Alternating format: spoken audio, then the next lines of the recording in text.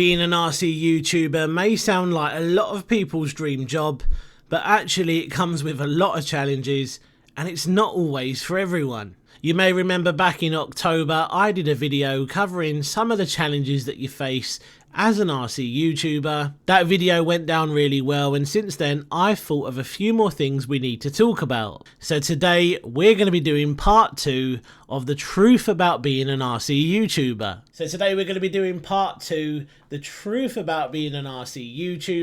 I'm going to cover some more stuff today which I didn't cover in the part 1 video because, well, the truth is I didn't really think that video was going to do as well as it did. But it did pretty well and it seemed to go down well with you guys. A lot of you left comments saying that you like the slightly less formal side of the video. And you know what, watching it back, I actually really enjoyed it myself. So yep, today we're going to be covering some more stuff. This is going to be exciting. So the first thing we need to talk about is paid promotion. Now, in my opinion, this is one of the most misunderstood things on YouTube. Not just with my channel, but with a lot of channels. A lot of viewers think that if something says paid promotion, and you'll usually see a little message in the bottom left corner if it's a short, or on the top left corner if it's a longer video, you'll see a little message pop up saying paid promotion. And some viewers think that companies have paid us insane amounts of money to feature that product on our channel. Now, what a lot of people don't realise is even if an RC car is sent to you for free, you haven't had to pay for that product whatsoever. And that actually still counts as paid promotion. I'm not going to mention any names, but there's a lot of channels out there who don't tick the box when it comes to paid promotion. You're getting free cars, it's still paid promotion. Whether or not you've accepted a payment from the company, you still need to be ticking the box. Now, I don't know about every country out there, but I'm pretty sure you have to declare when something's been sent to you for free. You have to put a little tick in the box when you're uploading a video. So many people don't do this, but I'm pretty sure you're meant to. Maybe some channels don't put a tick in the box because they want viewers to think that they've gone out and purchased the car themselves because it makes it look like more of an honest review. I'm not entirely sure, but I'd like to think they just forget. So paid promotion being displayed on videos doesn't always mean we've been paid a huge amount of money to say nice things about a product.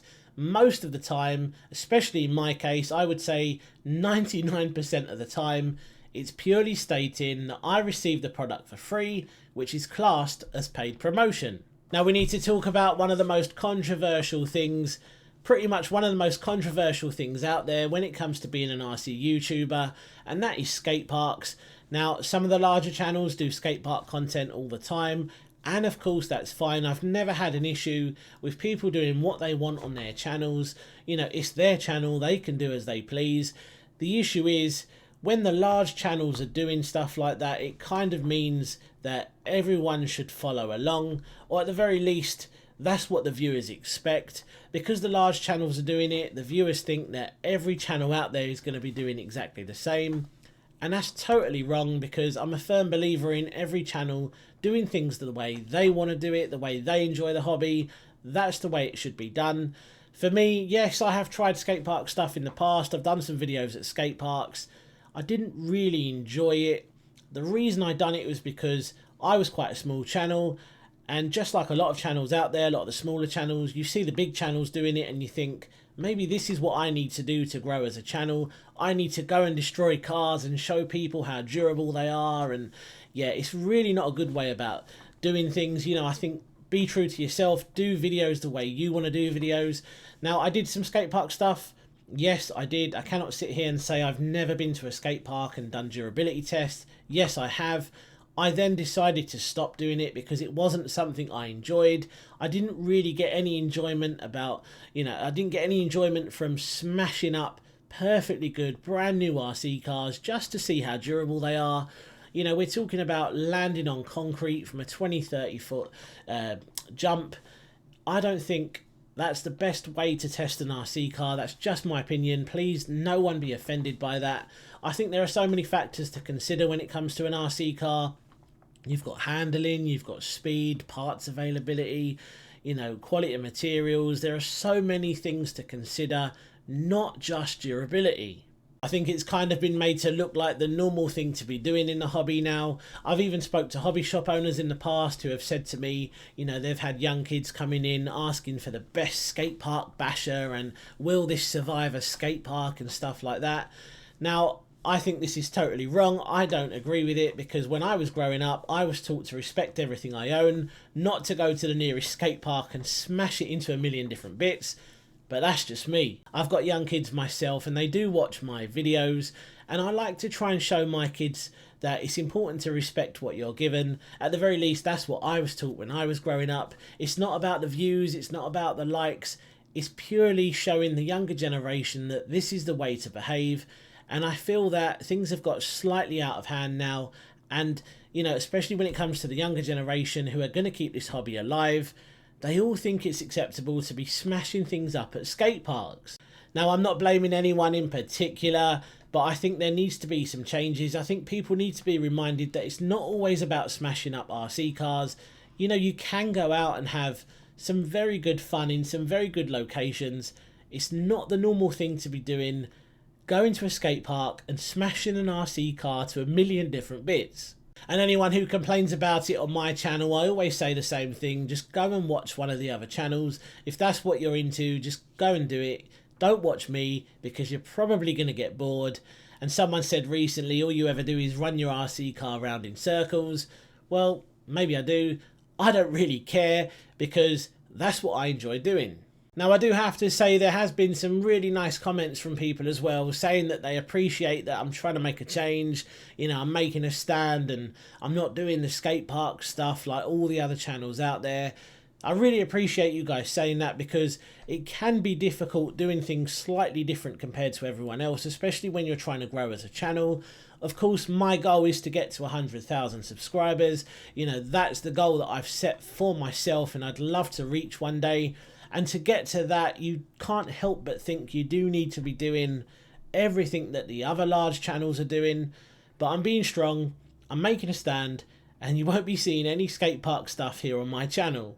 So that is it. I'm not mentioning skate parks anymore. My mind's not going to change. And again, anyone who doesn't like the way I do things on my channel, please just move on, unsubscribe, do whatever it is you need to do. It is absolutely pointless telling me over and over again, why am I not doing skate park videos? So moving on, we need to talk about another really controversial topic, and of course it has to be raffle. Now, you're probably seeing a lot of content creators out there, a lot of RC YouTubers out there doing RC raffles, and that's because, you know, they seem to be a fairly good way of creating yet another income stream, which can be quite a decent income stream, to basically, you know, put some of that money back into the channel, upgrade your equipment, whatever it is you want to do. You know, at first I wasn't a massive fan of raffle. I was watching some of the other creators out there using it, and raffle did reach out to me at pretty much the same time as they did the other channels. I think I pretty much arranged to do a meeting to actually speak to someone from raffle to try and get me on board. And then I remember sending an email back saying, at this time, I'm not 100% interested. I'm not sure how I feel about them. But then I started seeing other channels doing it, and of course I thought to myself, well, it seems to be working for them. Maybe I'll give this a shot. And I remember doing my first one, which was the Rolalo Omni Terminator. I didn't really know what to expect with it. It seemed to do quite well. And then I thought, do you know what? Maybe this is a decent way to generate some extra income so that I can put even more money back into the channel. And yeah, not so long ago I managed to get a new camera, which was pretty much funded directly from the income that I got from raffle. So that was quite a cool thing to do. Now I actually quite enjoy doing them, especially when you get the reviews and people who say, you know, I'm over the moon, I'm so happy that I've won something, I never win anything. You know, it's quite cool seeing how happy the winners can be. And I think it's a nice way for people to, you know, if they want to, give back to the channel a little bit. Doing YouTube, I think I briefly mentioned it in the part one, doing YouTube can be quite costly. Obviously, it's quite time consuming as well. So when people take part in the raffles, of course, it's a massive help. It does take some of the financial strain off of it a little bit. The raffles tend to do quite well. It's something that I'm going to continue doing throughout 2025. I may change them up slightly, or I may change what I'm actually offering slightly. I'm not entirely sure yet. But yeah, at the start, I was slightly against the raffles, but ever since doing them, I think they can be a beneficial thing to do, especially if you're a growing channel. I think someone left a comment on my part 1 video saying, do I still enjoy the hobby? And I think what they mean is, do I still enjoy the hobby because I spend a lot of my time recording rather than actually just enjoying my trucks. Now this happens quite a lot. You will find a lot of time goes into setting things up, and you know, when you get to your favorite location, you're setting the GoPro up and you're setting the camera up and making sure your microphones are switched on. This can be an issue, I'll be honest, and it does sometimes feel like a chore.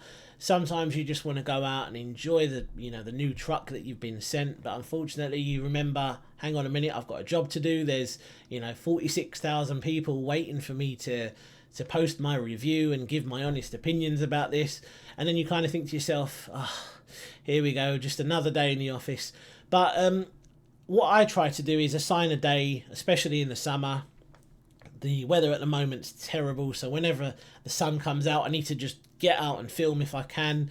But especially in the summer, in the nicer weather, I will try to get out at least once a week and just enjoy a couple of my trucks without any cameras recording, or without the pressure of knowing I have to create some kind of review. I try to do it at least once a week in the summer because, of course, I love the hobby. I've been into it for years, over 20 years. I don't want it to feel like a total chore. I want to try to maintain the fun element if I can. It's easier said than done, but yes, sometimes the fun is sucked out of the hobby a little bit. So let's move on to the next thing, and that is doing it for the money.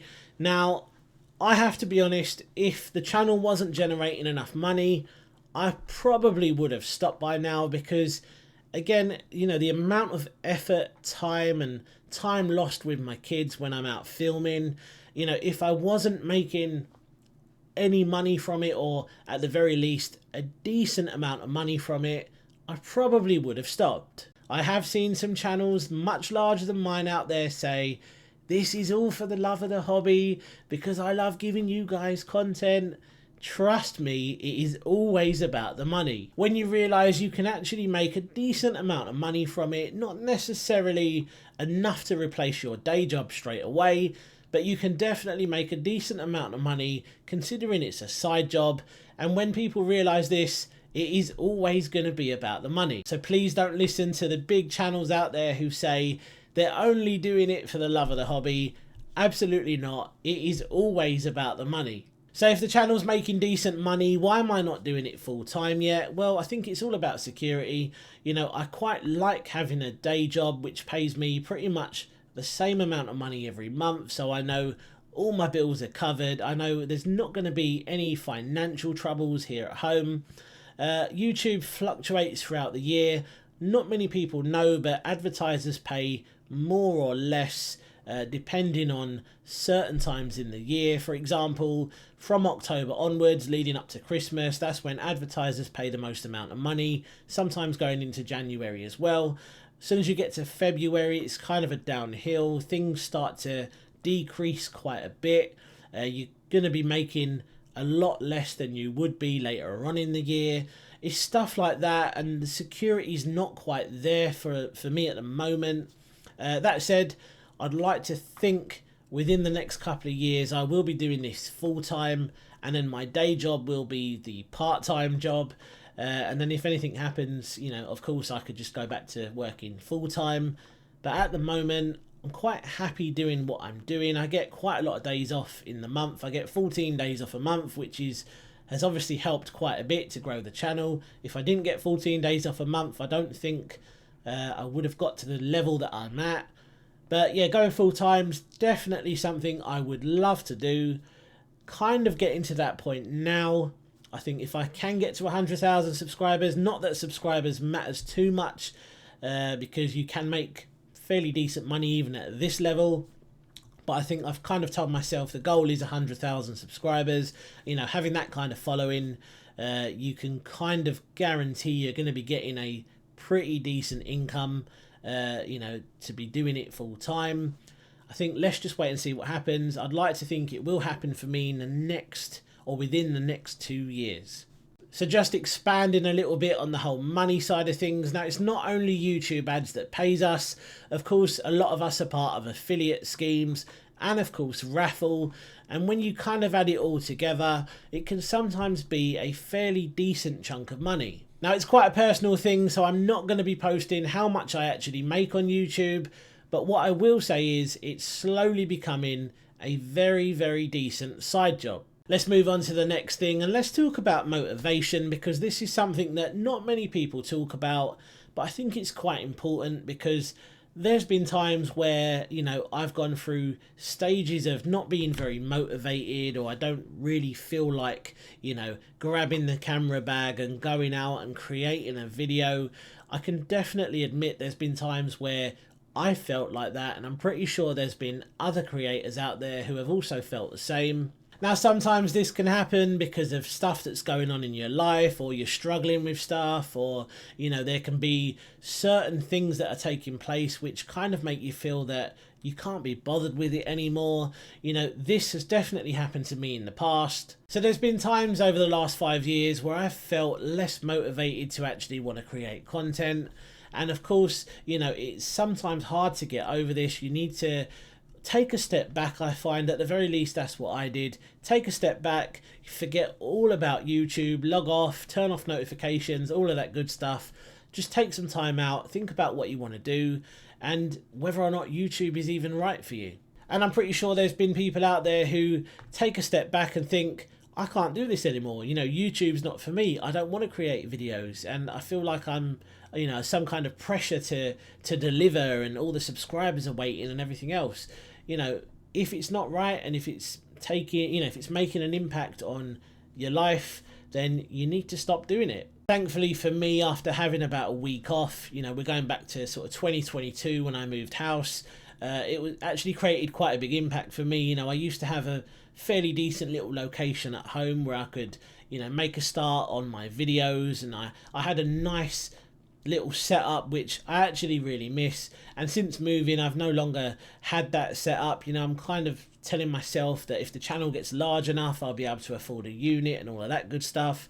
A lot of the time you'll see that my videos are pretty much made out in the field, and that's because I don't have a permanent place to work from at the moment. Things may change, but stuff like that can make you feel less motivated.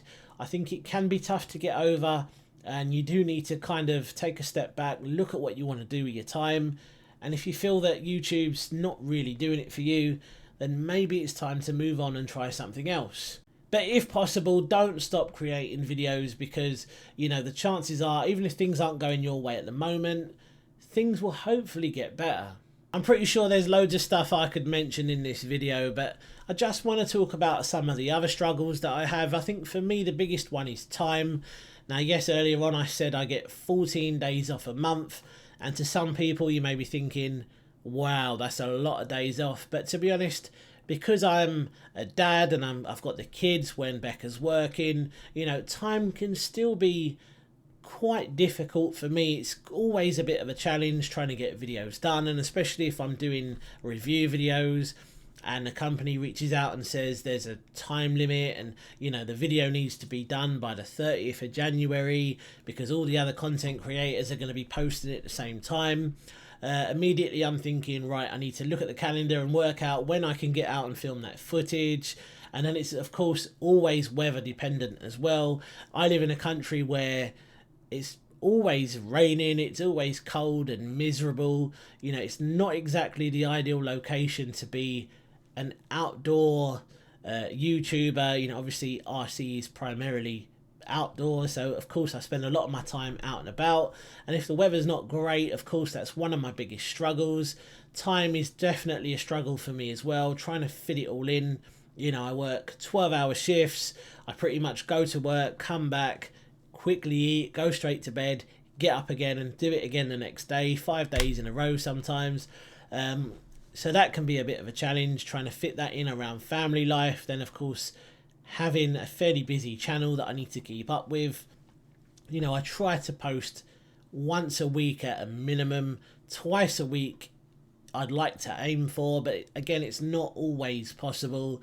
And yeah, there are points where I feel that my progress has probably been slowed a little bit because I can't devote all of my time to it. I just kind of wish that I'd have started this, you know, when I was in my early 20s and I didn't have kids to worry about and life was so much more easier. I didn't have as many commitments, but of course you don't know at the time. Things would have definitely been so much easier if I'd have started a channel back then. But look, it is what it is. This is the situation. I'd like to think, again, this will be my full-time role in the next couple of years or within the next couple of years, and then I can back away from my day job a little bit, and, you know, creating 2, 3, 4 videos a week would hopefully be possible because all of my time will be spent doing YouTube. But look, none of us can tell the future. No one knows what's going to happen. We just have to wait and see. So what's next in 2025? Well, I think you're going to be seeing more of the same stuff that I've been doing for the last 5 years. I do like doing the slightly more budget end of the hobby. I know a lot of you guys like seeing these sort of cheaper RC cars. That's kind of like what I really enjoy doing. I like to explore the cheaper end of the hobby because I know a lot of people getting into the hobby don't want to spend a huge amount of money, and there are some really cool budget options out there. I've definitely got some really cool options on my list. I think one of the coolest ones I have at the moment is the new Hiboxing, the little short course truck that they've come out with, the 3103A I think it's called. That's probably completely wrong.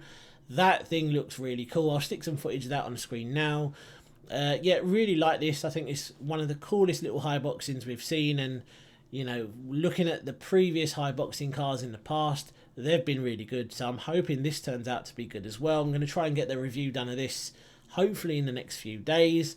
Earlier on I was out filming the Kagama 4. I think that has the potential to be the best basher, or at the very least the best kind of budget basher in 2025. For a long time, I think we all know the MT10 was the king. I think the new Kagama 4 could potentially take the crown, but you'll have to watch the full review to find out what I make of that. Hopefully that should be out before the end of the week. Again, it is all weather dependent at the moment. The weather's not great. It's not really ideal filming conditions. I've also got some other ideas I'd like to try on the channel. Again, it is all pretty much based around how much time I have to get stuff done.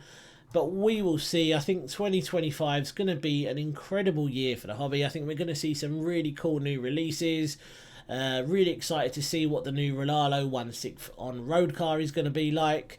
I think that's quite exciting. But yeah, I think we've talked about some pretty cool stuff today. Some stuff that a lot of people may not want to talk about. Obviously, there's some controversial stuff in this video as well, especially the skate park stuff and the raffle stuff. But I think sometimes it's important to talk about it. You know, I think it's important for me to communicate with you guys and let you know how I feel about certain topics as well. A lot of you have been watching me for almost 5 years, you know, and we've pretty much got to know each other. I recognize a lot of the people in the comments section now, and a lot of you know me by my first name, and I think we've been doing this for a long time, or a pretty long time now. So I think it's always important to try and be as transparent as possible. Obviously, you know, to try and be as honest as possible. That's what I'm all about on my channel. And if you want to see a part 3 later on in the year, let me know in the comments down below. Again, this is a very, very less formal kind of video compared to what I would usually do, you know, and putting videos like this together I actually quite enjoy. I enjoyed doing the part 1, and today's been quite enjoyable as well. It's not exactly the hardest video to put together. Yes, there's a lot of talking and not much action going on, but I know, judging from what the last video was like and how that went down, a lot of you actually quite enjoyed it. So yeah, sticking me on, hearing me in the background, maybe that's what people enjoy. I'm not entirely sure. But it was good having a chat today, guys. I hope we've cleared up some more stuff. Again, if you can think of any other topics you'd like me to talk about in the future, it doesn't necessarily have to be the truth about being a YouTuber. You know, we can talk about some other stuff. If there's any RC related stuff you want to talk about, drop a comment down below. Let me know what you'd like to hear me talk about in the future. I think we're going to leave it there before it gets too long. Cheers for watching. I hope I haven't bored you, and I'll see you on the next one. Take care.